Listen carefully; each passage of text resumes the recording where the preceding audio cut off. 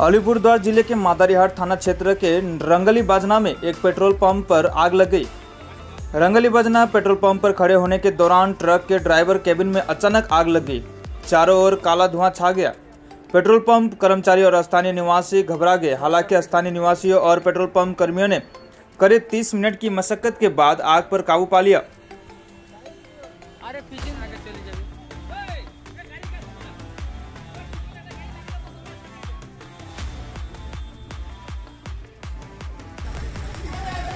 ये मादारीहाट petrol pump में HP